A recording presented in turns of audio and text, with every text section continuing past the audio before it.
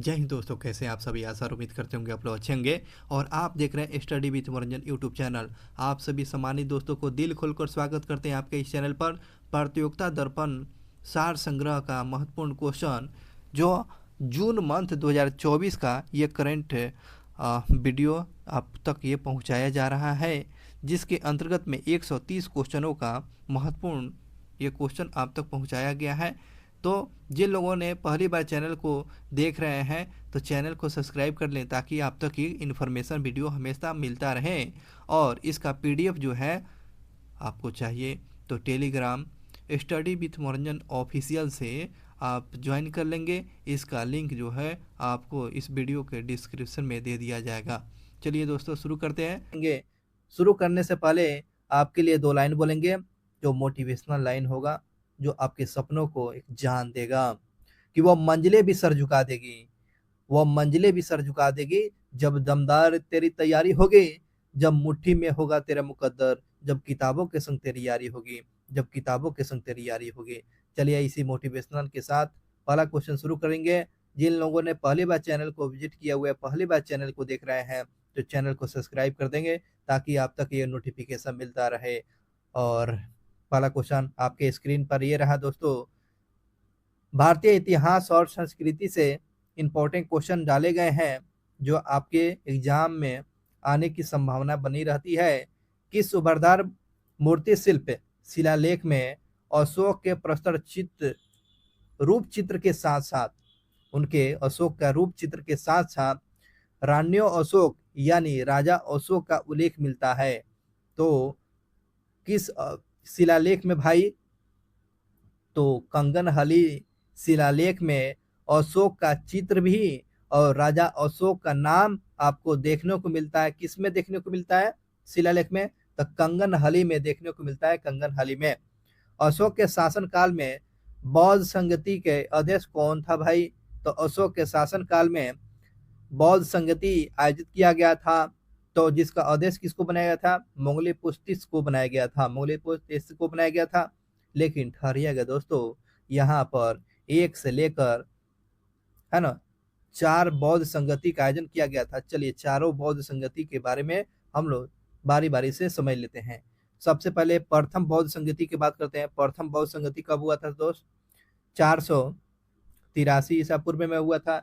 ये तो बात स्पष्ट हो चुका है। और शासनकाल कौन था भाई? अजात शत्रु था। अजात शत्रु के शासनकाल में हो गया। उसके बाद कहाँ हुआ था? राजगिरी में हुआ था। राजगिरी में हुआ था। किसके समय उसका अध्यक्ष कौन था? महाकश्यप। महाकश्यप था, ठीक है ना, महाकश्यप। और ध्यान रखेंगे बुद्ध के जो शिष्य जो थे, बुद्ध के शिष्य आनंद कौन थे भाई? आनंद जो था, आनंद के द्वारा जो है सुक्त पिटक और सुक्त पिटक की रचना किया गया। सुक्त पिटक की रचना कौन किया गया था? आनंद के द्वारा किया गया था। कौन सा पिटक? सुक्त पिटक। इस बात को याद, सुक्त पिटक की रचनाकार कौन किया? तो आनंद ने किया था। बात समझ में आ गया। और उसके बाद उपाली भी थे, उपाली उनके शिष्य से, बुद्ध का शिष्य में आनंद और उपाली। उपाली ने क्या किया था भैया? आपको विनय पिटक का संकलन किया था। विनायक पिटक, यह दोनों लोगों ने, उपाली ने विनायक पिटक और सुख पिटक आनंद ने किया हुआ था। तो स्पष्ट हो चुका है। अब दूसरा बौद्ध संगति की बात करते हैं। दूसरा बौद्ध संगति कहाँ हुआ था दोस्त? तो दूसरा बौद्ध संगति की बात करते हैं। यह जो हुआ था 383 ईसा पूर्व में हुआ था। 100 साल में हुआ था। कितने साल में? 100 सालों के बाद हुआ था। 100 साल के बाद हुआ था। स्पष्ट हो चुका। किसके शासन काल में? कलाशोक के समय में। कलाशोक के समय में। याद हुआ? कलाशोक के समय। और यह कलाशोक पूछ सकता है किस वंश का था? तो यह आपको ध्यान रखेंगे शिशुनाग वंश के हो चुका। शिशुनाग वंश से आपको कलाशोक से दूसरा बौद्ध संगति का आयोजन किया गया था। कहाँ भैया किया गया था? तो ये आपको वैशाली में किया गया था। वैशाली में किया गया था, ठीक है। और इसी का नाम है बालूकाराम बिहार, बालू राम बिहार, बालूकाराम बिहार के नाम से वैशाली को जाना गया। अब देखिएगा दूसरा बौद्ध संगति का जो है अध्यक्ष कौन था?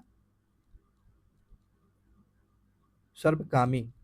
कौन था भाई? सर्वकामी या सुब्बा कामी, सुब्बु सुब्बु कामी, शुभु कामी के नाम से जानते हैं। स्पष्ट हो चुका है दूसरा बौद्ध संगीत अध्यक्ष।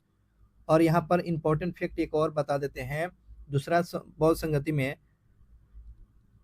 था ना थेरावादी, थेरावादी, थेरावादी, थेरावादी और महा महा संधिक, महासंधिक नामक दो उप संप्रदाय बनता है। थेरावादी और महासंधिक जो है दो उप संप्रदाय बनते हैं, उप संप्रदाय बनते हैं, संप्रदाय बना।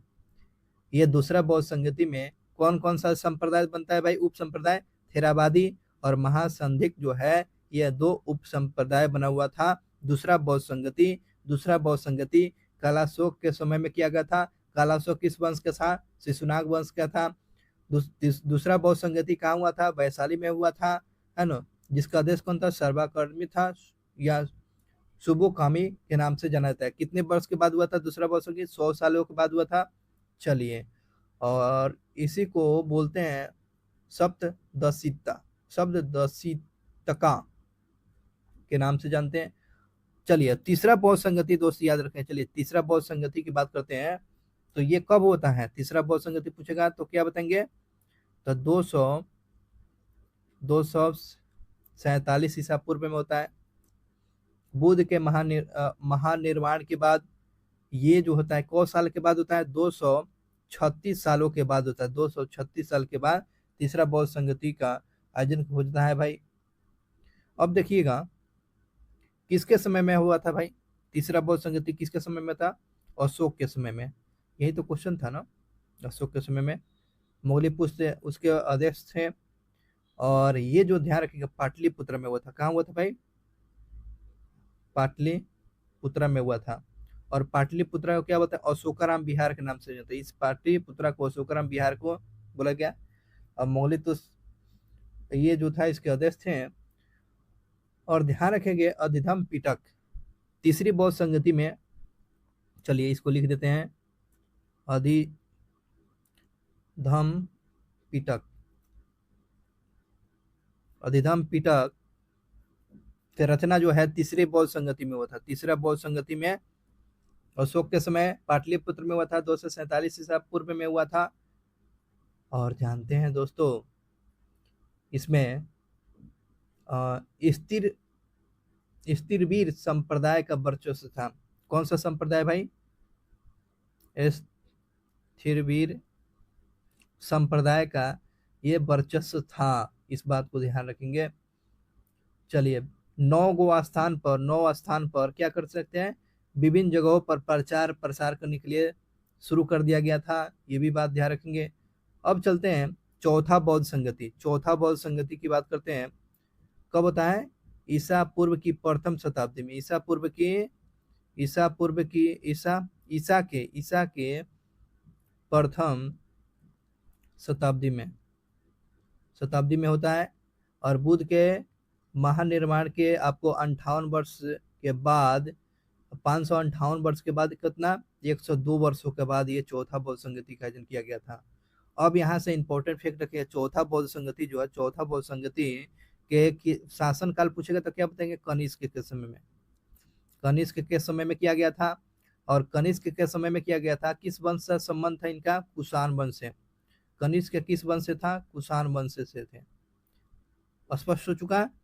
और कहाँ हुआ था? कश्मीर में हुआ था। कश्मीर में हुआ था कुंडलवन में। यहीं पर है कुंडलवन, कश्मीर में हुआ था। अब देखिएगा दोस्तों इसके अध्यक्ष कौन था? तो वसुमित्र था।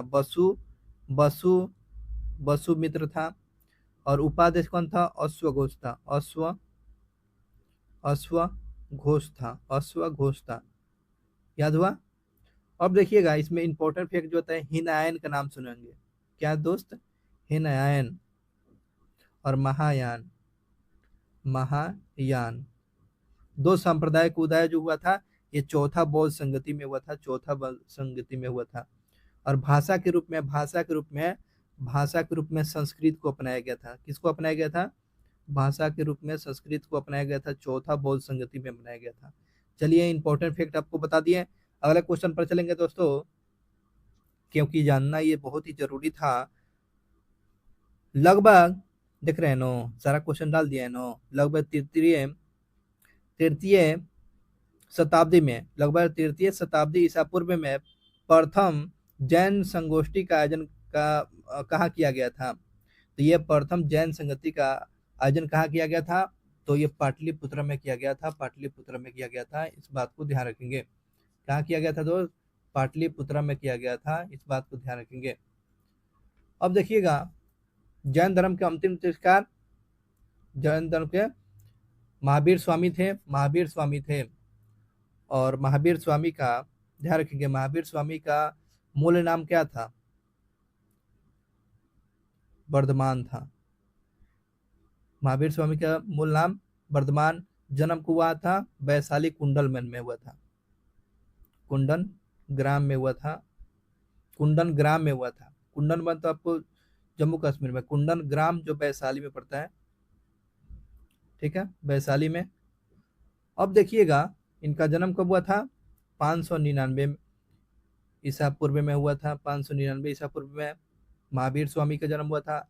माता का नाम क्या था भाई? माता का नाम त्रिशला था, त्रिशला था। और यह लिच्छवी के, वैशाली के लिच्छवी के कुल के चेटक की बहन थी, है ना। त्रिशला जो थी वैशाली के लिच्छवी के कुल के चेटक की बहन थी, चेटक की बहन थी। और महावीर स्वामी के पिताजी कौन थे? सिद्धार्थ थे। सिद्धार्थ जो थे महावीर स्वामी के पिताजी थे। पत्नी का नाम क्या था? थोड़ा सा जान लीजिए। यशोदा था, यशोदा था, जो कुंडल्या गोत्र के बसंतपुर के महासमंत के समरवीर की पुत्री थी। यहाँ तक याद रखेंगे। और महावीर स्वामी के बड़े भाई का नाम क्या था? तो याद रखेंगे, नंदी वर्धन। नंदी वर्धन था, नंदी वर्धन महावीर स्वामी के बड़े भाई का नाम। और बहन का नाम क्या था? चलिए बहन का नाम भी याद रखिए। तो चलिए बहन का नाम आपको बता देते हैं। बहन का नाम सुदर्शना, सुदर्शना था, सुदर्शना, सुदर्शना महावीर स्वामी का बहन का नाम था। और पुत्री का नाम भी पूछता रहता है। पुत्री का नाम क्या रहता है भाई? पुत्री का नाम प्रिया दर्शना, प्रिया दर्शना, प्रिया दर्शना, या उसके उसी का नाम है अनुंजा। क्या है ये?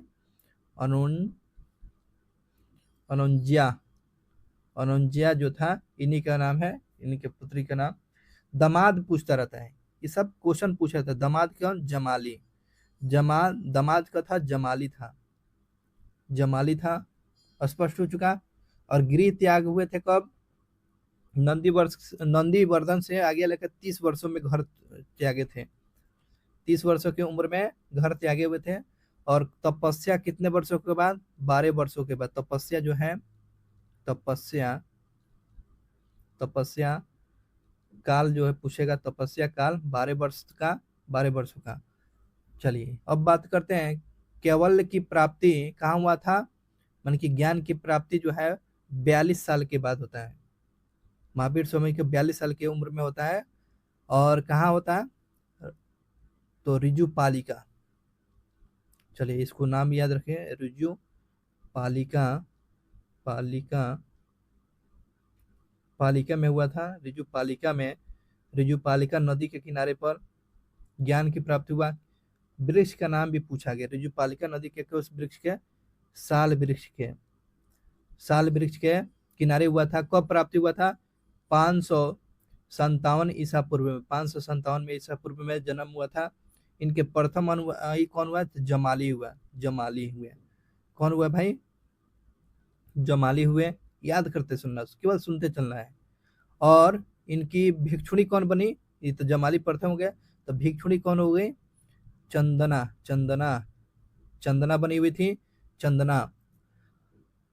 यहाँ तक स्पष्ट हुआ। अब देखिएगा महावीर स्वामी के बारे में। प्रथम उपदेश जो है, प्रथम उपदेश देखिए, उपदेश महावीर स्वामी का जो है राजगिरी में दिए थे, राजगिरी में दिए थे, जो है किस नदी किनारे, याद कीजिए, चलिए, बराकर नदी के किनारे पर, बराकर नदी के किनारे दिए थे राजगिरी में प्रथम उपदेश। और कौन से पहाड़ी भाई, राजगिरी में कौन से पहाड़ी के नीचे, चलिए इसको भी याद रखें, विपुलाचल की पहाड़ी, विपुलाचल की पहाड़ी। और ये क्वेश्चन पूछता है बीपीएससी में, है ना। विपुलाचल की पहाड़ी कहाँ है, राजगिरी में है। विपुलाचल के पहाड़ी में महावीर स्वामी ने उपदेश दिया हुआ था, बराकर नदी के किनारे, ध्यान रखेंगे। अब यहाँ पर ध्यान रखें, निर्माण की बात करते हैं, इनकी मृत्यु, इन्हीं को निर्माण बोला जाता है। मृत्यु जो है 72 वर्ष की उम्र में हो जाता है। कब होता है भाई, 527 ईसा पूर्व में होती है, ठीक है। 527 ईसा पूर्व में कहाँ होती है, पावापुरी में, है ना, पावापुरी में हुआ भाई, पावापुरी में महावीर स्वामी की मृत्यु। और इनका रंग भी पूछता है, कौन सा रंग, रंग की बात करते हैं, रंग में सुनहला रंग इनको पसंद था, सुनहला रंग। अब देखिएगा इनका प्रतीक चिन्ह भी पूछता है, चिन्ह की बात करते हैं, सिंह था महावीर स्वामी का, सिंह था। देखे ना, इतना सारा चीज बात आपको बता दिए। चलिए अब बातें करते हैं अगले क्वेश्चन पर। अगले क्वेश्चन की बात करते हैं दोस्त, देखेंगे चंदेल साम्राज्य का जनाम्बिक भुक्तिक नाम से किस चंदोल राजा को जाना गया है। तो ये आपको ध्यान रखेंगे, किस राजा को जाना गया है, जय शक्ति को जाना गया है। चोल साम्राज्य के जेजांग के भुक्तिक जो है चोल राजा के, किसको बोला गया है, जय शक्ति को बोला गया है, जय शक्ति को बोला गया है। किस गुरु ने जहांगीर के पुत्र जो राजकुमार खुसरो को संरक्षण प्रदान किया था, तो अर्जुन देव ने प्रदान किया था खुसरो को, जो जहांगीर के पुत्र था। किस अभिलेख में अशोक ने कहा है, क्या कहा है भाई, सुनिएगा, सभी संप्रदायों के सार तत्वों की वृद्धि हो, सभी संप्रदाय को सार तत्वों की वृद्धि हो, यानी कि सभी धर्म के लोग, सभी संप्रदाय के लोग में वृद्धि हो। ये आपको किस शिलालेख में, तो अशोक के 12वें शिलालेख में देखने को मिलता है। इस बात को ध्यान रखेंगे। अगले क्वेश्चन की बात करते हैं, भागवत धर्म से संबंधित प्राचीनतम अभिलेखीय साक्ष्य कहाँ से मिलता है। हेरियोडोरस के बेस नगर के स्तंभ लेख से भागवत धर्म के संबंध में प्राचीनतम साक्ष्य मिलता है। हेरियोडोरस के बेस नगर अभिलेख स्तंभ लेख से जानकारी प्राप्त होती है। अब देखिएगा, एक जो इतिहासकार जो है निकोलो मनुची, कौन सा भाई, निकोलो मनुची, यह किसके दरबार में आया था, तो औरंगजेब के दरबार में आया था। निकोलो मनुची जो है औरंगजेब के दरबार में आया था। तो निकोलो मनुची कहाँ के निवासी था भैया, तो ये आपका रोम का निवासी था। निकोलो मनुची किसके दरबार में था, औरंगजेब के। कहाँ के निवासी था, तो रोम का निवासी था। चलिए आगे बात करते हैं, तैमूजीन जो मंगोल आक्रमणकारी जो था, तो इतिहास में इसका नाम क्या बताया गया, इसका नाम क्या प्रसिद्ध है, जैमूजीन का नाम जो है मंगोल आक्रमणकारी का इतिहास में हम लोग चंगेज खान के नाम से जाना जाता है, अगले क्वेश्चन की बात करते हैं, मौर्य प्रशासन में आपको लक्षणाध्यक्ष का काम क्या होता था, तो टकसाला जहाँ पैसा वैसा छापा जाता था, उसी का अध्यक्ष जो होता था, ठीक है ना। जब पैसा मौर्य काल में छापा जाता था, टकसाला विभाग का अध्यक्ष कौन हुआ करता था, तो अध्यक्ष हुआ करता था, जो मौर्य प्रशासन में प्रचलित था। ये तो इतिहास की हो गया।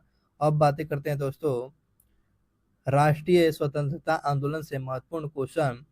1929 में जारी दीपावली घोषणा पत्र का संबंध किससे है?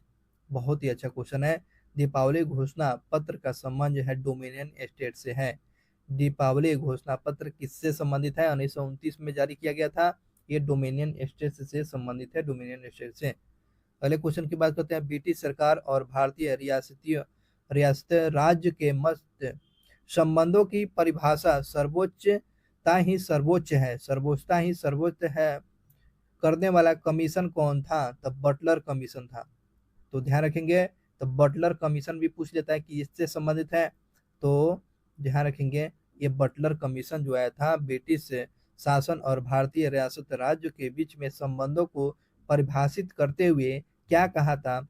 सर्वोच्चता ही सर्वोच्च है, सर्वोच्चता ही सर्वोच्च है। यह किस कमीशन का बात था? तो यह बटलर कमीशन का। तो बटलर कमीशन कब आया था भाई? 1927 में आया था। इस बात को ध्यान रखेंगे। अगले क्वेश्चन की बात करते हैं। भारत में धन निकासन सिद्धांत को किसने एविन ऑफ एसिस एवेरेस संज्ञा प्रदान किया है? तो दादा भाई नौरोजी। तो ये बात ध्यान रखेंगे, धन निकासन का सिद्धांत किसने दिया है? तो दादा भाई नौरोजी। भारत के ग्रैंड ओल्ड मैन के नाम से दादा भाई नौरोजी। पारसी धर्म से संबंध इन्हीं का है रहा है। चलिए अगले क्वेश्चन के बाद, दादा भाई नौरोजी कांग्रेस के अध्यक्ष कितनी बार चुने गए? तो 3 बार चुने गए थे। चलिए अगले क्वेश्चन की बात करते हैं। फ्लड अब economy for India, flood economy for India 1934 में नामक जो है पुस्तक का लेखक कौन है? फ्लड इकोनॉमी फॉर इंडिया 1934 में ये प्रकाशित किया गया था। जिसके पुस्तक के लेखक का नाम पूछ रहा है, तो एम विश्वेश्वरैया का यह पुस्तक है फ्लड इकोनॉमी फॉर इंडिया। पुस्तक जो है एम विश्वेश्वरैया के द्वारा लिखा गया है। भारत छोड़ो आंदोलन के पूर्व ब्रिटिश सरकार ने गांधी सहित कांग्रेस नेताओं को बंबई में गिरफ्तार कर लिए जाने की योजना बनाई गई थी। उसका नाम क्या था? तो ऑपरेशन जीरो आवर के तहत जो है गांधी जी को और गांधी जी के साथ साथ और लोग नेताओं को गिरफ्तार किया गया था। कौन सा ऑपरेशन चलाया गया था? ऑपरेशन जीरो आवर चलाया गया था। भारत छोड़ो आंदोलन के समय ऑपरेशन जीरो आवर चलाया गया था ब्रिटिश सरकार के द्वारा। भारत के किस अंग्रेजी शासन विरोधी नेता ने जनता में भय फैलाने हेतु उनकी मृत्यु हो जाने के बाद भी सार्वजनिक रूप से फांसी दी गई थी? तो ध्यान रखेंगे आपको दीवान बेलू थम्पी को फांसी दिया गया था। अच्छा क्वेश्चन था, एक बार और देखेंगे। भारत के किस अंग्रेज शासन विरोधी नेता ने, ठीक है ना, विरोधी नेता को जनता में भय फैलाने हेतु उनकी मृत्यु हो जाने के बाद भी सार्वजनिक रूप से फांसी दिया गया था? तो ये आपको बेलारू थम्पी को फांसी दिया गया था। मृत्यु हो जाने के बाद भी ये सार्वजनिक ये चौराहा पर इनको फांसी दिया गया था। इस बात को ध्यान रखेंगे, लोगों में भय फैलाने के लिए। देख रहे हैं ना अंग्रेज का चाल कैसा था। चलिए आगे बात करते हैं। भारतीय राष्ट्रीय कांग्रेस का एकमात्र अधिवेशन जिसमें महात्मा गांधी का संबोधित किया था कहाँ संपन्न हुआ था? 1924 में। तो आप तो जानती है गांधी जी ने आपको कांग्रेस के अधिवेशन का अध्यक्षता किया था बेलगांव, ये कर्नाटक का। 1924 में गांधी जी ने संबोधन किया हुआ था कांग्रेस का एकमात्र अधिवेशन में। अगले क्वेश्चन की बात करते हैं। किस राष्ट्रवादी नेता ने स्वदेशी आंदोलन का नेतृत्व दिल्ली में किया था? तो स्वदेशी आंदोलन का पूछेगा तो क्या बताएंगे? तो सैयद हैदर राजा ने, आपको ध्यान रखेंगे, यह दिल्ली में नेतृत्व किया हुआ था। स्वदेशी आंदोलन का नेतृत्व जो है दिल्ली में कौन कर रहा था? तो सैयद हैदर राजा कर रहा था। 1857 के क्रांति के नेताओं में से किसका वास्तविक नाम रामचंद्र पांडुरंग था? तो तात्या टोपे का यह वास्तविक नाम जो था रामचंद्र पांडुरंग है। 1937 के में जो प्रांतों में मंत्रिमंडल ने निर्माण के उपरांत कांग्रेस कितने महीना तक चला हुआ था? बहुत ही अच्छा क्वेश्चन है। 28 महीना चला हुआ था। तो 1937 में जो है प्रांतों में मंत्रिमंडल का जो निर्माण किया गया था, तो कांग्रेस का शासन कितने महीने तक चला हुआ था? तो यह 28 महीने तक चला हुआ था, 28 महीने तक चला हुआ था। क्यों? उसमें द्वितीय विश्व युद्ध में इसमें द्वितीय विश्व युद्ध में आपको बिना पूछे भारत के जनता को विश्व युद्ध में जो है झोंक दिया गया था। इसलिए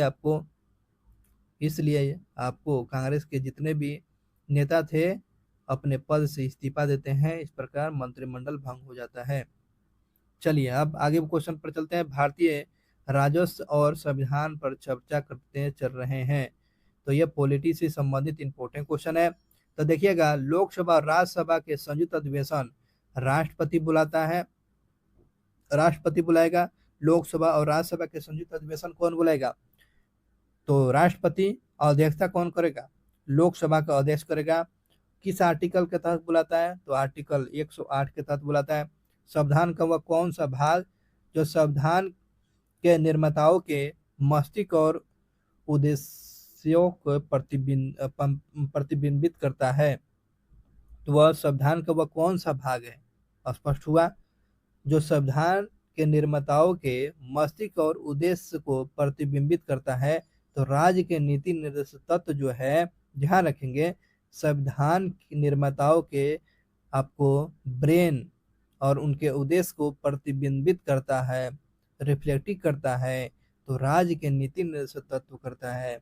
अगले क्वेश्चन की बात करते हैं। भारत में नियंत्रण और महालेखा परीक्षक किस संसदीय समिति के लिए एक मित्र, दार्शनिक और मार्गदर्शक के रूप में काम करता है? तो कौन काम करेगा भाई? तो लोक लेखा समिति काम करता है। तो भारत के महानियंत्रक और लेखा परीक्षक की संसदीय समिति के लिए एक जो होता है दार्शनिक और मार्गदर्शक के रूप में काम करता है। लोक लेखा समिति जो करता है, लोक लेखा समिति काम करता है। अगले क्वेश्चन पर चलते हैं दोस्तों। लोकसभा के द्वारा विचारार्थ भेजे गए वित्त विधेयक को राज्यसभा कितना समय तक ले रोक सकती है? तो लोकसभा के लिए विचाराधीन के लिए आपको राज्यसभा में भेजा जाता है वित्त विधेयक को। तो राज्यसभा कितने दिनों तक लिए अपने पास रख सकती है? 14 दिनों तक रख सकती है, 14 दिनों तक। अगले क्वेश्चन की बात करते हैं। एक समिति है तारकुंडे समिति, और एक और समिति है और गोस्वामी समिति। तो ये दोनों समिति किससे संबंधित है? चुनाव व्यवस्था में अमूल सुधार करने के लिए, अमूलचूल सुधार करने के लिए तारकुंडे समिति और गोस्वामी समिति, ये चुनाव व्यवस्था में सुधार करने के लिए तारकुंडे समिति और गोस्वामी समिति चुनाव में सुधार करने के लिए लाया गया था। लोकसभा के एक वर्ष में कम से कम कितना सत्र बुलाए जाने का प्रावधान है भाई? तो वर्ष में 2 बार है, 6-6 महीना पर जो है 6-6 महीने पर बुलाए जाने का प्रावधान है। किस विधानसभा में कोई धन विधेयक किसकी अनुमति के बिना प्रस्तुत नहीं किया जा सकता है? तो राज्यपाल के बिना ये जो है धन विधेयक को राज्य के विधानसभा में प्रस्तुत नहीं किया जा सकता है। तो ध्यान रखिएगा, राज्यपाल की अनुमति के बिना। अगले क्वेश्चन की बात करते हैं। देखिएगा, कोई व्यक्ति भारत के अटॉर्नी जनरल बनने की योग्यता प्राप्त कर लेता है, ठीक है, यदि वह किस पद की योग्यता के बराबर के प्राप्त कर लेता है।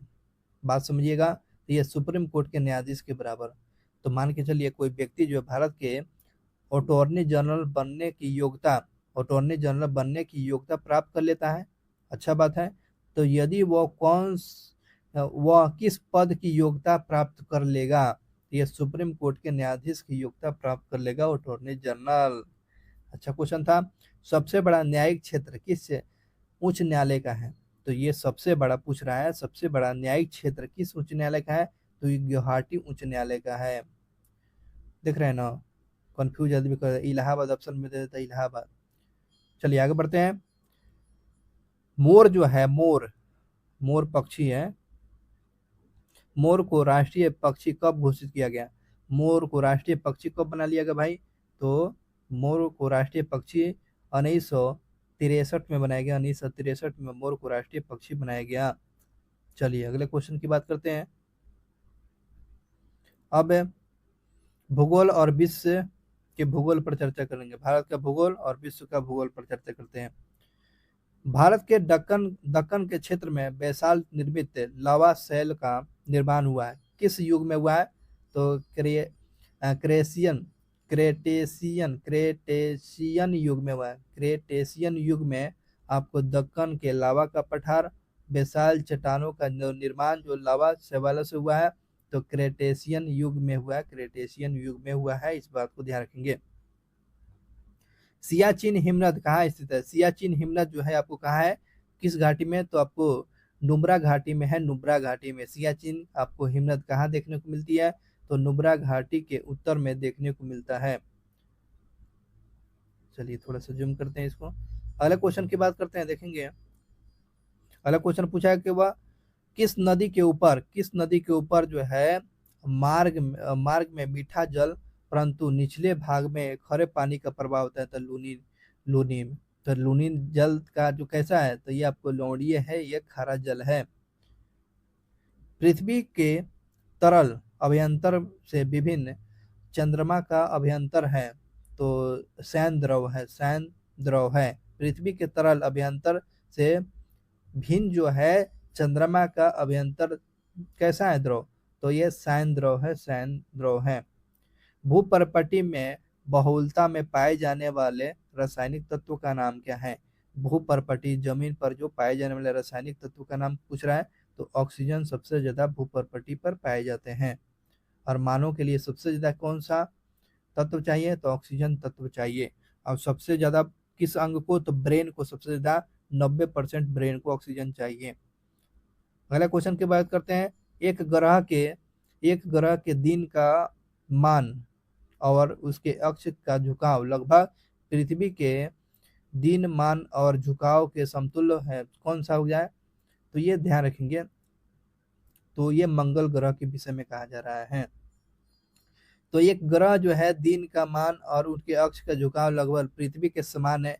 तो पृथ्वी की तरह जो है आपको दिन रात की घटनाएं किस ग्रह पर देखने को मिलती है? मंगल ग्रह पर। मंगल ग्रह जो ध्यान रखेंगे, डिमोस और फिबोस जो है आपको मंगल ग्रह। 2000 रुपया के नोट पर मंगल ग्रह का चित्र था, इस बात को ध्यान रखेंगे। पृथ्वी की भूमध्य रेखा की कुल लंबाई के बारे में पूछ रहा है। पृथ्वी की भूमध्य रेखा की कुल लंबाई कितना है? तो आपको 40,000 40,075 40,075 है। 4,000 है ना, 4,075 कि 40,000 40,075 है, 40,075 किलोमीटर है पृथ्वी और भूमध्य रेखा की लंबाई। अगले क्वेश्चन की बात करते हैं। मकर संक्रांति के समय कर्क रेखा पर दो बार सूर्य दो बार दो सॉरी दोपहर के सूर्य का उनतांश उनतांश जो है होता है, तो कितने डिग्री का होता है भाई? तो आपको ध्यान रखिएगा 43.0 डिग्री का, 43.0 डिग्री का। पूछ रहा है कि मकर संक्रांति के समय कर्क रेखा पर दोपहर के समय सूर्य का कितने डिग्री का कोण बनाता है, कितने डिग्री पर रहता है? तो आपको 43.0 डिग्री का ये आपको उनतांश है। अगले क्वेश्चन की बात करते हैं। भूमध्य रेखा, कर्क रेखा और मकर रेखा तीनों किस एक द्वीप में से गुजरती है? तो ये आपको मकर रेखा, कर्क रेखा, यह तीनों जो है भूमध्य रेखा, कर्क रेखा, मकर रेखा, ये किस महाद्वीप से होकर गुजरती है? तो अफ्रीका महाद्वीप से होकर गुजरती है, अफ्रीका महाद्वीप से होकर गुजरता है, इस बात को ध्यान रखेंगे। ज्वालामुखियों में से बताना है किसे भूमध्य सागर का प्रथम स्तंभ कहा गया है? भूमध्य सागर का स्तंभ बोला गया, प्रकाश स्तंभ, जो प्रथम नहीं होगा, यहाँ पर देखिए मिस्टेक है, प्रकाश स्तंभ है, प्रकाश स्तंभ बोला जाता है, स्ट्रोम्बोली को बोला जाता है। भूमध्य सागर का जो है प्रकाश स्तंभ किसको बोला गया है? तो स्ट्रोम्बोली को बोला जाता है, स्ट्रोम्बोली को बोला गया है। चलिए अब आते हैं जैव विविधता से संबंधित इंपॉर्टेंट क्वेश्चन पर चलते हैं दोस्तों। पर्यावरण से और जैव विविधता से इंपॉर्टेंट क्वेश्चन। पारिस्थितिकी तंत्र में एक पोषी स्तर से दूसरे पोषी स्तर में स्थानांतरण में ऊर्जा की मात्रा क्या होती है, बढ़ता है या घटता है? तो ये घटता है। तो पारिस्थितिकी तंत्र में एक पोषण का स्तर जो है एक से दूसरे में जाएगा तो ट्रांसफर होगा तो क्या होगा, तो घटेगा। पारिस्थितिकी तंत्र में तत्वों का चक्रण को क्या कहते हैं, तो जैव भू रासायनिक चक्र कहते हैं। जैव भू रासायनिक चक्र के नाम से पारिस्थितिकी तंत्र के तत्वों के चक्रण को जैव भू रासायनिक चक्र बोला जाता है। अगले क्वेश्चन की बात करते हैं। घास स्थानों में वृक्ष पारिस्थितिकी अनुकरण के अंशों के रूप में किस कारण घासों को प्रतिस्थापित नहीं करते हैं, तो जल की सीमाओं और आग के कारण। जल की सीमाओं और आग के कारण जब आप तो वृक्षों को थोड़े बढ़ा सकते हैं या उसी को फैला ही नहीं सकते हैं, तो बिल्कुल बात सही है। जल की सीमाओं, जल के आगे तो जा ही नहीं सकता है, आग के कारण तो वो तो सब जल ही जाएगा। चलिए आगे बढ़ करते हैं। यूनेस्को के द्वारा जो बताया गया है Man and Biosphere programme, Man and Biosphere programme की शुरुआत कब किया गया है, तो 1971 में मैन एंड बायोस्फीयर प्रोग्राम की शुरुआत 1971 में किया गया। 1971 में किया गया है। 1971 में मैन एंड बायोस्फीयर प्रोग्राम की शुरुआत किया गया है। अगले क्वेश्चन की बात करते हैं। ग्रेट हिमालय राष्ट्रीय पार्क, अच्छा क्वेश्चन है। तो ग्रेट हिमालय राष्ट्रीय पार्क जिसको बताना है कि यूनेस्को विश्व धरोहर के सूची में घोषित किया गया है, तो ये जगह का नाम पूछ रहा है किस राज्य में है। ग्रेट हिमालय राष्ट्रीय पार्क आपको कहाँ देखने को मिलेगा, हिमाचल प्रदेश में देखने को मिलेगा। हिमाचल प्रदेश में ग्रेट हिमालय राष्ट्रीय पार्क है। भारत का प्रथम national centre for marine biodiversity किस शहर में स्थित है, तो जामनगर में है। भारत का प्रथम national centre for marine biodiversity किस शहर में स्थित है, तो जामनगर। जामनगर कहाँ है भाई, तो ये गुजरात में है। सबसे बड़ा तेल का क्षेत्र यहीं पर जामनगर है, तेल का। दच्चीगाम राष्ट्रीय उद्यान पूछ रहा है। दच्चीगाम राष्ट्रीय उद्यान ये आपको किस जानवर के लिए, तो हिंगुल जानवर के लिए। और कहाँ है, तो ये आपको कश्मीर में है। कश्मीर में दच्चीगाम राष्ट्रीय कहाँ है, तो आपको जम्मू कश्मीर में देखने को मिलता है। हिंगुल इसमें पाया जाता है। अगले क्वेश्चन की बात करते हैं। किस पारिस्थितिकीय तंत्र में पौधे का जैविक पदार्थ अधिकतम होता है, किस पारिस्थितिकीय तंत्र में पौधे का जैविक पदार्थ अधिकतम होता है। उष्णकटिबंधीय वर्षा वन में जो है जैविक पदार्थ का जो है अधिकतम होता है, तो उष्णकटिबंधीय वन में पाया जाता है सबसे अधिक। अगले क्वेश्चन की बात करते हैं।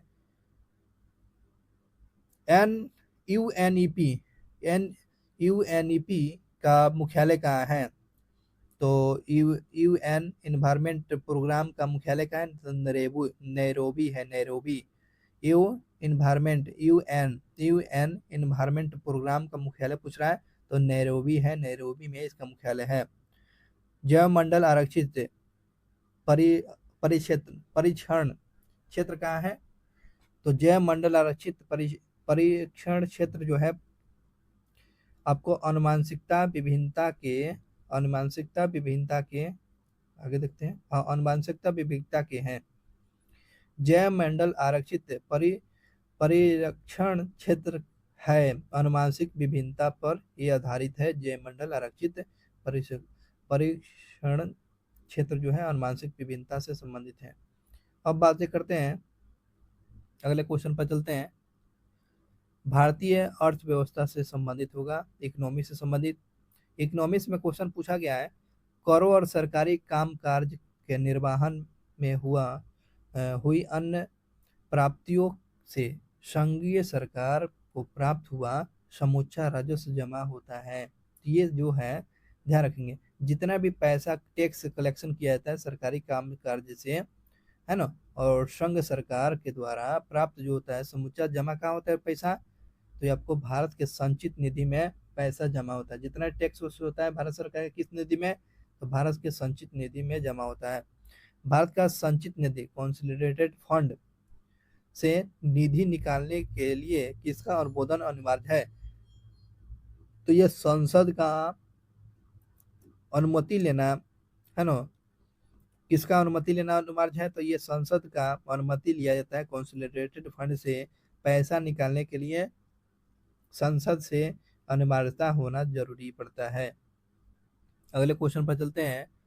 यदि वार्षिक संघीय budget, annual annual union budget के लोकसभा के द्वारा जो है पारित नहीं होता है, लोकसभा के द्वारा पारित नहीं होता है, तो क्या होगा? तो प्रधानमंत्री अपनी मंत्रिपरिषद से त्यागपत्र दे देगा। यदि वार्षिक संघीय बजट लोकसभा के द्वारा पारित नहीं होता है तो प्रधानमंत्री अपने मंत्रिय परिषद का त्याग पत्र दे देता है। भारत में किससे किसे प्रति व्यक्ति आय की गणना हेतु उपयुक्त किया जाता है? तो क्या हो जाएगा प्रति व्यक्ति आय निकालने के लिए? तो निवल राष्ट्रीय आय जरूरी है, निवल राष्ट्रीय आय महत्वपूर्ण है, इस बात को ध्यान रखेंगे। भारतीय अर्थव्यवस्था के संदर्भ में, भारतीय अर्थव्यवस्था के संदर्भ में क्या बोला गया? खुला बाजार प्रचलन, खुला बाजार प्रचलन किसके दिशा निर्देश पर काम करता है? ये खुला बाजार जो है प्रचलन जो है किसके डायरेक्शन पर काम करता है? तो आरबीआई के द्वारा सरकारी प्रतिभूतियों का क्रय और विक्रय पर यह काम करता है खुला बाजार प्रचलन। अगले क्वेश्चन पर चलेंगे। अगला क्वेश्चन पूछा है जोखिम पूंजी से क्या तात्पर्य है? जोखिम पूंजी से क्या तात्पर्य है, क्या समझते हैं? तो नए उद्यमों को उपलब्ध कराई गई दीर्घकालीन प्रारंभिक मुद्रा को जोखिम मुद्रा कहा जाता है। नया उद्योग को, नया व्यक्तियों को, नया उद्योग कंपनियों को जो पैसा मुहैया कराई जाती है दीर्घकालीन समय के लिए, यही आपको जोखिम पूंजी का तात्पर्य है। चलिए अगले क्वेश्चन की बात करते हैं। टी मांथन टी मांथस टी मांथस ने एक थ्योरी दिया था, कौन सा सिद्धांत? दी मंथ्यूसियन थ्योरी, मंथ्यूसियन सीरी नामक प्रसिद्ध थ्योरी को प्रतिपादित किया गया है। तो यह संबंधित है किसे? तो मंथ्यूसियन थ्योरी जो है किससे संबंधित है? जनसंख्या से संबंधित है। तो यह मांथस का जो है माल्थस का थ्योरी जो है किसे है? यह जनसंख्या के बारे में बताया है। भारत में विदेशी विनिमय संचय का रख रखाव किसके द्वारा किया जाता है? भारत में विदेशी विनिमय संचय का रख रखाव किसके द्वारा किया जाता है? तो भारतीय रिजर्व बैंक के द्वारा, आरबीआई के द्वारा किया जाता है। अगले क्वेश्चन पर चलेंगे। बाजार दर जोखिम का तात्पर्य क्या है? बाजार दर जोखिम का तात्पर्य क्या है?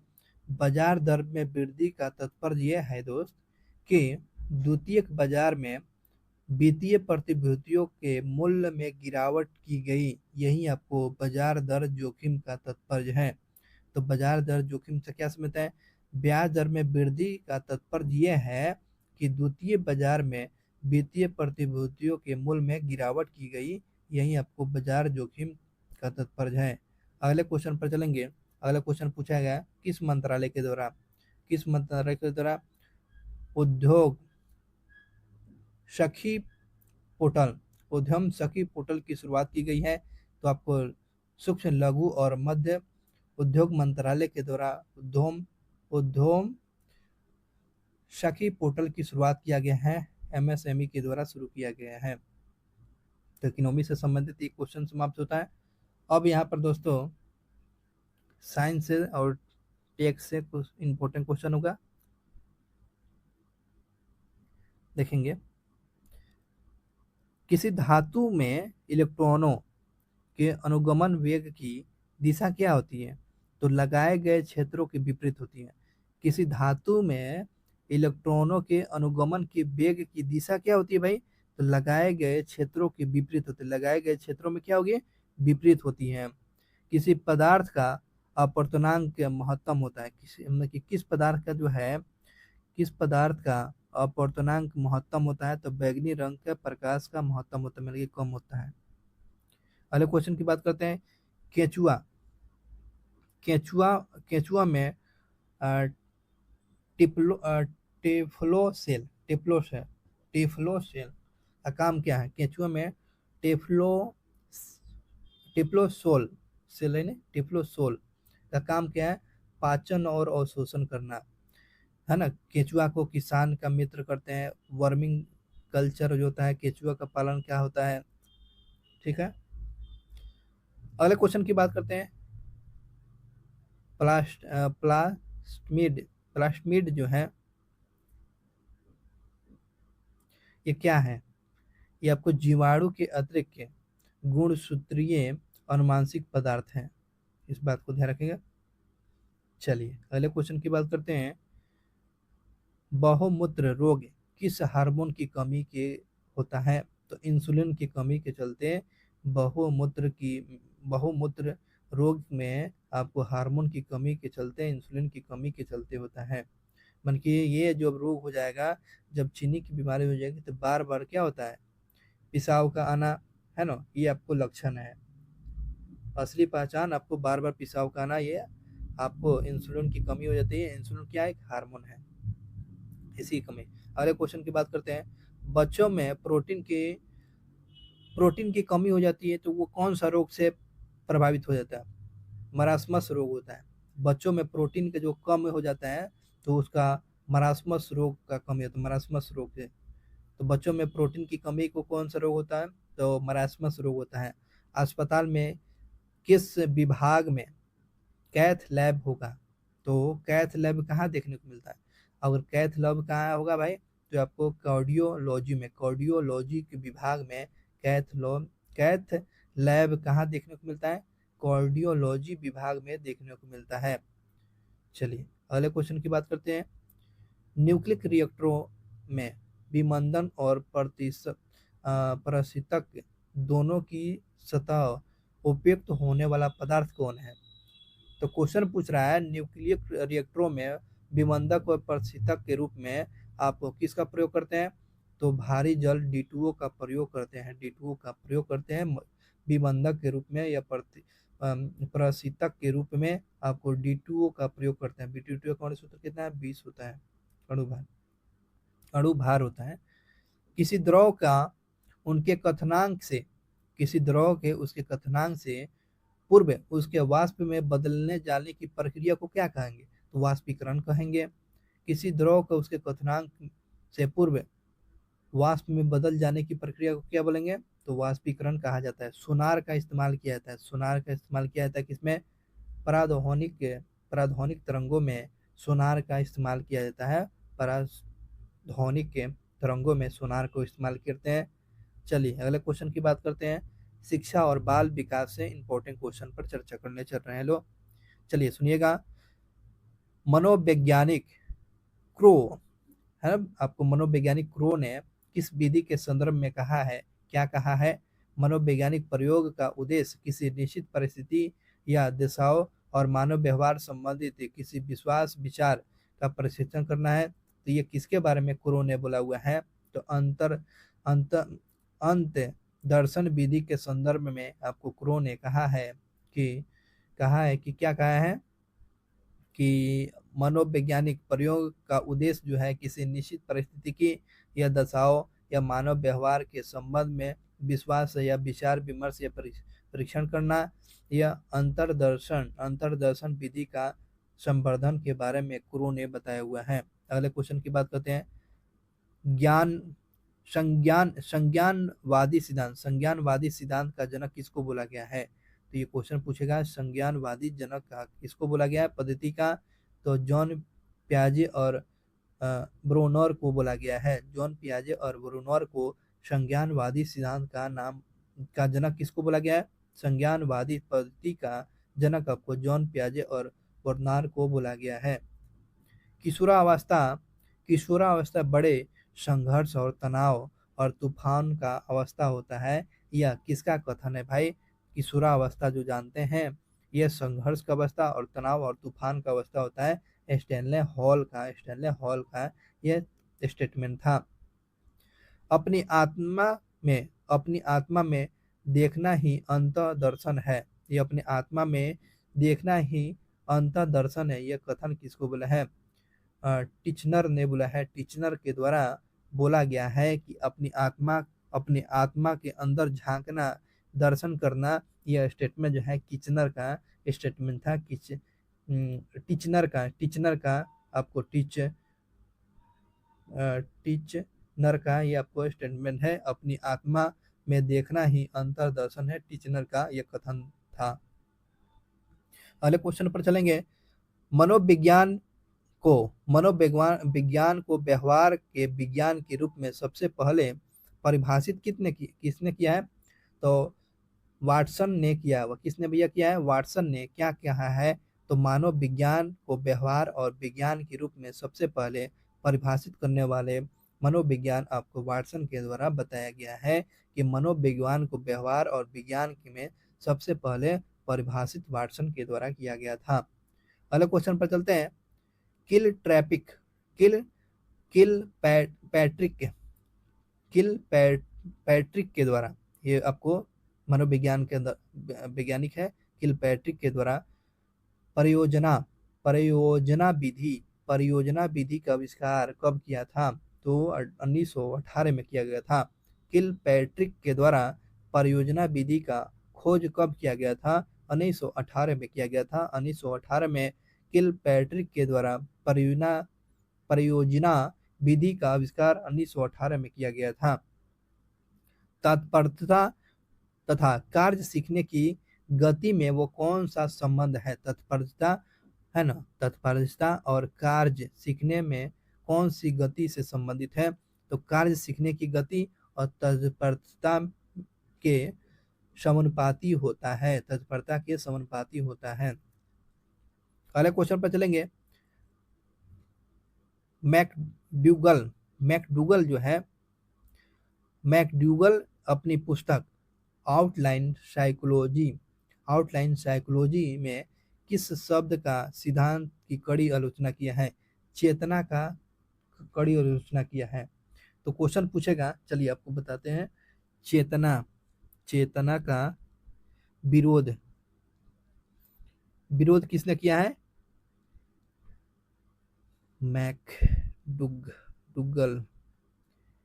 मैकडूगल ने विरोध किया है। उनका पुस्तक क्या है भाई?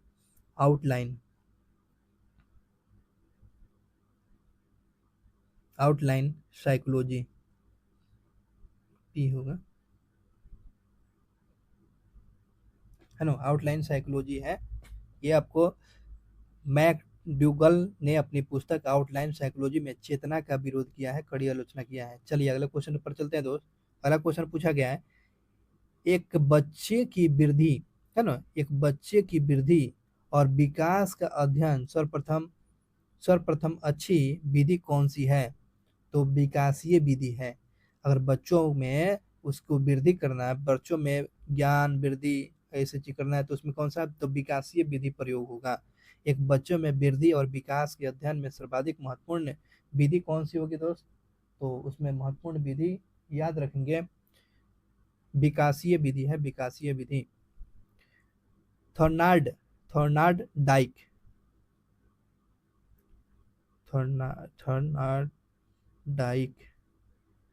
थॉर्नार्डाइक के व्यक्तित्व के वर्गीकरण का आधार क्या है? तो आपको चिंतन और कल्पना करना। थॉर्नार्डाइक का वर्गीकरण क्या है दोस्त? तो थॉर्नार्डाइक का व्यक्तित्व और वर्गीकरण का आधार ये चिंतन और कल्पना बोले हुए हैं। चलिए यहाँ तक कंप्लीट हो गया। अब यहाँ पर संचार के बारे में, संप्रेषण और संचार से इंपॉर्टेंट क्वेश्चन पर चलेंगे। चलिए अगले क्वेश्चन की बात करते हैं। अंतर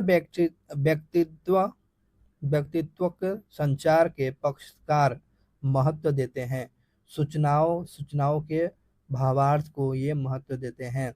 अंतर व्यक्तित्व संचार के पक्षकार महत्व किसको देते हैं? सूचनाओं के भावनाओं को महत्व देते हैं। मुंह से निकला हुआ शब्द वापस नहीं आता है, ये तो बात तो बिल्कुल सही है। और अंतर व्यक्तित्व संचार के किस सिद्धांत के इंगित करता है? अपरिवर्तनीयता का सिद्धांत के बारे में ये बताता है। अपरिवर्तनीयता का सिद्धांत क्या बताता है? मुंह से निकला हुआ शब्द वापस नहीं होता है, जो अंतर व्यक्तित्व संचार के किस सिद्धांत को इंगित करता है? अपरिवर्तनीयता का सिद्धांत के बारे में बताता है। अवकाश छुट्टी, छुट्टी न देने पर कर्मचारी के द्वारा प्रबंधक पर हमला जैसी समस्या किस सिद्धांत का हल हो सकता है?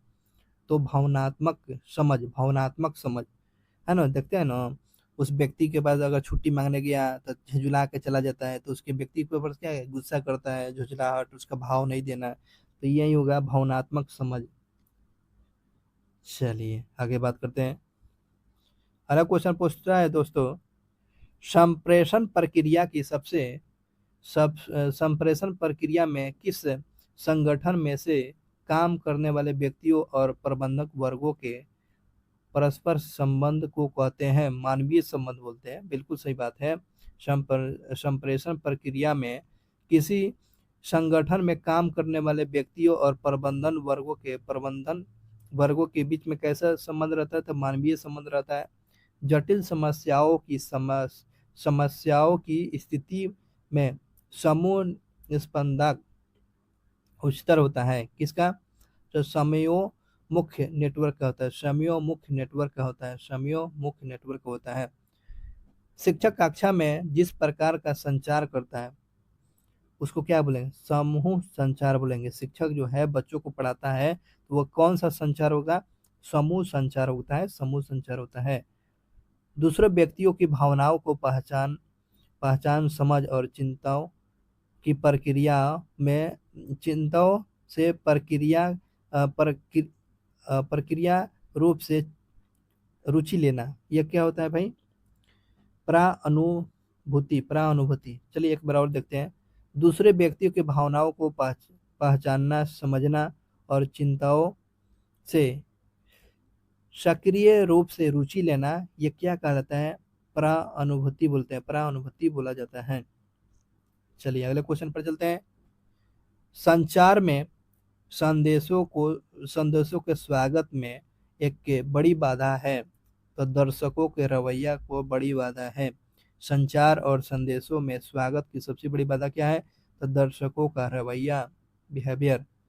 अगर बात करते हैं जन प्रवाद संप्रेषण की विशेषता क्या है? समूह सदस्यों की सामाजिक आवश्यकताओं को संतुष्ट करने को उद्देश्य किसी भी दिशा में जाने की छूट, शामिल होने को, स्वहितों को पूरा करने के लिए व्यापक रूप से उपयुक्त होता है। जन प्रवाद मन की जनता कैसे होता है? जन प्रवाद में जो अपने हित देखेगा, जहाँ उसको अच्छा लगेगा, जहाँ उसको फायदा होगा, वहीं पर न जाएगा, यही जो होता है। अगला क्वेश्चन की बात करते हैं। ज्यादा व्यक्ति व्यक्तित्व व्यक्तित्व होना ज्यादा व्यक्तित्व होना किस प्रकार का संप्रेषण है? तो ये आपको नकारात्मक संप्रेषण का माध्यम बनता है ना? ज्यादा व्यक्तित्व होना किस प्रकार का संप्रेषण है? तो नकारात्मक संप्रेषण का माध्यम, है ना? देख रहे हैं ना, ज्यादा व्यक्तित्व होना नकारात्मक संप्रेषण का माध्यम होता है। चलिए अब खेल कूद से इंपॉर्टेंट क्वेश्चन पर चलते हैं। खेल कूद में क्या क्या क्वेश्चन दिया गया है? किस फुटबॉलर खिलाड़ी ने लगातार 4 वर्षों तक फीफा वर्ल्ड कप प्लेयर अपने नाम किया? था लियोन मेसी जो है लगातार 4 वर्षों तक इनको अवार्ड मिला है। लियोन मेसी कहाँ का है? अर्जेंटीना के, अर्जेंटीना के घास को पंपास, अर्जेंटीना के घास को। चलिए आगे बात करते हैं। महिलाओं के लिए डिस्कस थ्रो में इस्तेमाल होने वाली और लेंसिकुलर डिस्कस का वजन कितना होता है? देख रहे हैं ना, डिस्कस थ्रो में जो है इस्तेमाल किए जाने वाले लेंसिकुलर का डिस्क का वजन कितना होता है? उसका चक्का का वजन कितना होता है? 1 kg का होता है। महिलाओं में जो है चक्का फेंक दिया ऐसा कितना केजी का होता है? 1 kg का होता है। ठीक है, इस बात को ध्यान रखेंगे। बॉली स्मैश सर्विस शब्द किस खेल से संबंधित है? लॉन टेनिस से। बॉली स्मैश सर्विस शब्द ये किस खेल में प्रयोग किया जाता है? तो लॉन टेनिस में प्रयोग किया जाता है। अगले क्वेश्चन पर चलते हैं। किस खेल की प्रतियोगिता को बिग बैश लीग के नाम से जाना जाता है? बिग बैश लीग के नाम से जाना जाता है। तो किस क्रिकेट को बिग बैश लीग के नाम से जानता है? तो क्रिकेट को बिग बैश लीग के नाम से जानते हैं। भारत के किस राज्य में राजीव गांधी अंतर्राष्ट्रीय क्रिकेट स्टेडियम है? तो तेलंगाना में। राजीव गांधी अंतर्राष्ट्रीय स्टेडियम कहाँ है? तो तेलंगाना में देखने को मिलता है। भारत के किस राज्य में ग्रीनफील्ड इंटरनेशनल स्टेडियम है? ग्रीनफील्ड इंटरनेशनल स्टेडियम कहाँ देखने को मिलता है? तो ये आपको केरल में। केरल में कौन सा स्टेडियम? तो ग्रीनफील्ड, है ना। उसके बाद तेलंगाना में राजीव गांधी अंतर्राष्ट्रीय स्टेडियम तेलंगाना में। यूथ ओलंपिक खेलों का आयोजन किस श्रेणी के खिलाड़ियों के द्वारा किया जाता है? तो ध्यान रखेंगे 14 से लेकर 18 वर्ष के खिलाड़ियों के बीच में यूथ खिलाड़ियों का आयोजन आपको 14 से 18 वर्ष के खिलाड़ियों के बीच में उम्र सीमा बताया गया है। डेविस कप की तरह महिलाओं का टेनिस टूर्नामेंट होता है तो फेड कप होता है। तो डेविस कप की तरफ महिलाओं में टेनिस टूर्नामेंट आपको फेड कप किसके लिए? तो महिलाओं के लिए होता है। Brijmohan Birla memorial cup Brijmohan Birla memorial cup किस खेल से संबंधित है? तो पोलो से। ब्रिजमोहन बिरला मेमोरियल कप किस खेल में दिया जाता है? तो पोलो में दिया जाता है। तो पोलो में प्लेयर कितना है? तो 4 होते हैं, 4। चलिए आगे बात करते हैं। 2 ओलंपिक पदक जीतने वाले पहले भारतीय कौन है? तो सुशील कुमार जो है 2 ओलंपिक में पदक जीतने वाले पहले भारतीय सुशील कुमार बने हुए हैं। अगले क्वेश्चन की बात करते हैं। जो फसल रबी और खरीफ की फसल के बीच में तैयार की जाती है उसको क्या बोलते हैं? तो जायद फसल बोलते हैं। जैसे ककड़ी, खीरा, तरबूज, लालमी, ये सब चीज़ है ना, ये आपको जायद फसल जो है रबी और खरीफ फसल के बीच में जो फसल तैयार होता है उसको जायद फसल बोलते हैं। रबी फसल में कौन कौन आता है? तो गेहूं, चना, जौ, मटर, सरसों, आलू, ये सब रबी फसल का उदाहरण है। वहीं खरीफ फसल में कौन सा? ज्वार, बाजरा, मक्का, चना, तिल जो है आपको खरीफ फसल में आता है। खरीफ फसल जो है ज्वार, बाजरा, मक्का, चावल, तिल, ये खरीफ फसल का उदाहरण है। जायद फसल में कौन कौन दोस्त आता है? तो आपको तरबूजा, ककड़ी, खीरा, ये सब्जी है। ये ठंडा वाला खाने में, ये ठंडा वाला मतलब कि गर्मी में ठंडक राहत पहुंचाने में तरबूज, ककड़ी, खीरा, ये सब जायद फसल के उदाहरण में आता है। बिना मिट्टी के पौधे उगाए जाने की पद्धति को क्या बोलते हैं? हाइड्रोपोनिक्स बोला जाता है। हाइड्रोपोनिक्स बोला जाता है। बिना मिट्टी के पौधे उगाए जाने की पद्धति को आपको हाइड्रोपोनिक्स कहा जाता है। चलिए अब बात करते हैं कंप्यूटर से संबंधित इंपॉर्टेंट क्वेश्चन पर। देखेंगे कंप्यूटर में डॉक्यूमेंट को सेव करने के लिए किस कमांड का इस्तेमाल किया जाता है? तो CTRL-S कमांड का प्रयोग किया जाएगा। CTRL-S कमांड का प्रयोग करके डॉक्यूमेंट के सेव करेंगे। कंप्यूटर में डॉक्यूमेंट में मौजूद टेक्स्ट को कट करने के लिए किस कमांड का इस्तेमाल करते हैं? Ctrl+X का प्रयोग करेंगे। तो कंप्यूटर में डॉक्यूमेंट में मौजूद टेक्स्ट को कट करने के लिए Ctrl+X का प्रयोग करेंगे और सेव करने के लिए CTRL+S का प्रयोग करेंगे, कीवर्ड एस का। आगे बढ़ते हैं। कंप्यूटर में डॉक्यूमेंट में मौजूद टेक्स्ट को कॉपी करने के लिए किस कमांड का प्रयोग करेंगे? कंट्रोल कंट्रोल कंट्रोल+C का प्रयोग करेंगे। Ctrl+C का प्रयोग करेंगे किसको? तो आपको कॉपी करने के लिए। आगे बढ़ते हैं। कंप्यूटर में डॉक्यूमेंट को प्रिंट करने के लिए किस कमांड का प्रयोग करेंगे? Ctrl+P का प्रयोग करेंगे। Ctrl+P का प्रयोग आपको प्रिंट निकालने के लिए किया जाता है। चलिए अगले क्वेश्चन पर चलते हैं। कीबोर्ड में फॉन्ट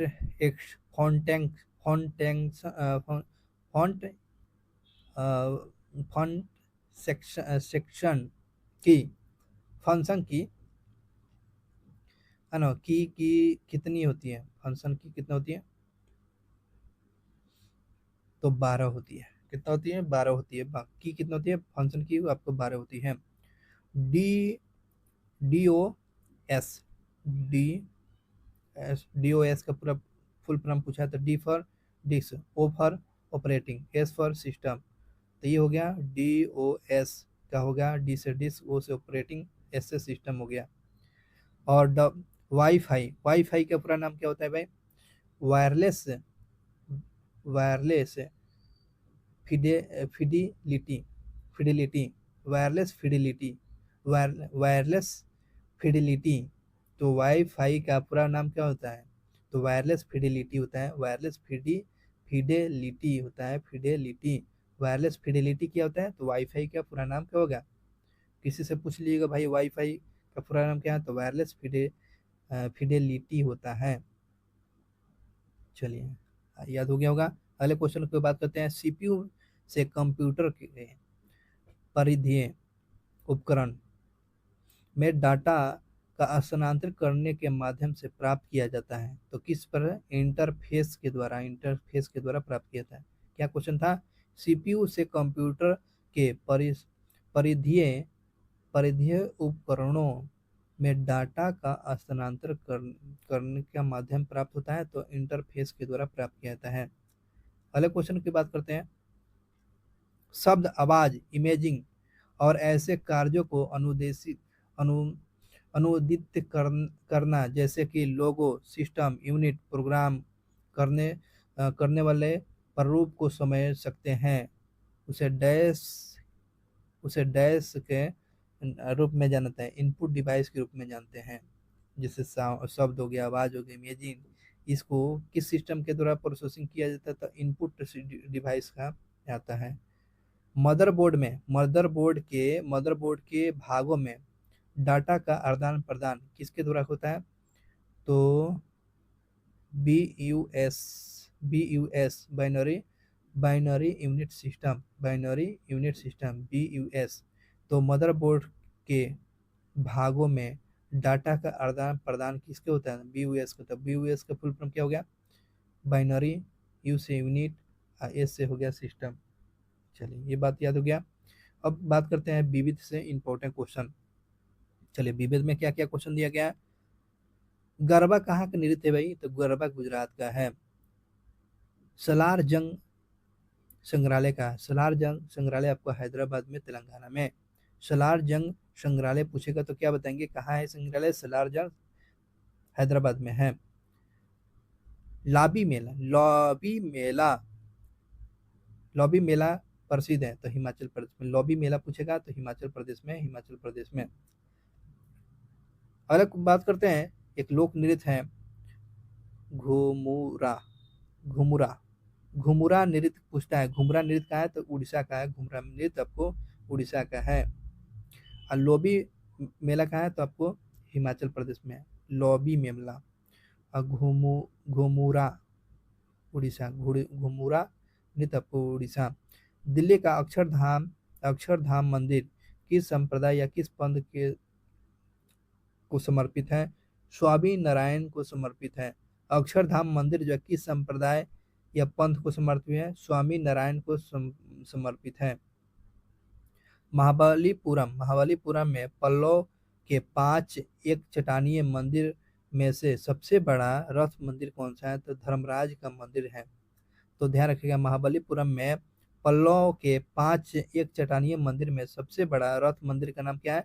तो धर्मराज का हो गया, धर्मराज का सबसे बड़ा रथ मंदिर है। और एक क्वेश्चन की बात करते हैं। बनी ठनी नामक प्रसिद्ध चित्रकृत जो है कला किससे संबंधित है? तो यह किशनगढ़ चित्रकला से बनी ठनी जो है प्रसिद्ध चित्रकृति जो है किस कला से संबंधित है? तो यह किशनगढ़ कला से संबंधित है।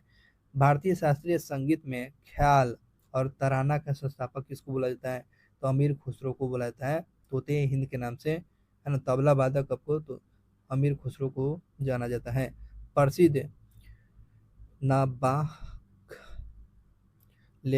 लेबर नबाक नबाक लेबर नबाक लेबर त्योहार किस प्रदेश में? तो नबाक लेबर त्योहार आपको उड़ीसा में मनाया जाता है। नबाक लेबर त्योहार जो है उड़ीसा में मनाया जाता है। काला घोड़ा कला महोत्सव ये आपको मुंबई में मनाया जाता है। काला घोड़ा कला महोत्सव ये मुंबई में मनाया जाता है।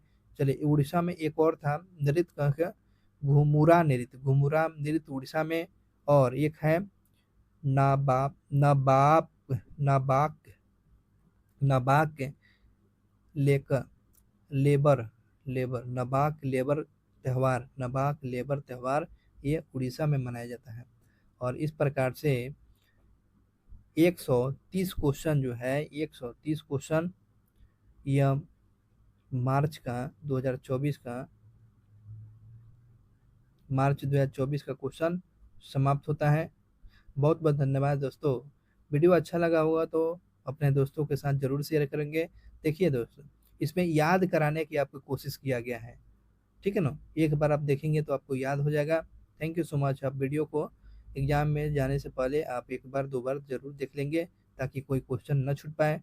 क्योंकि आप तो जानते हैं प्रतियोगिता दर्पण कितना ही महत्वपूर्ण क्वेश्चन को आपको छांट छांट कर क्वेश्चन लाता है। और यह सार संग्रह का महत्वपूर्ण क्वेश्चन आप देख रहे थे। बहुत बहुत धन्यवाद दोस्तों। मिलेंगे नेक्स्ट वीडियो क्लास में मार्च के बाद अप्रैल मंथ का, ठीक है ना। शुक्रिया आपको, बहुत बहुत धन्यवाद। चैनल को सब्सक्राइब कर लेंगे। शुक्रिया आपको।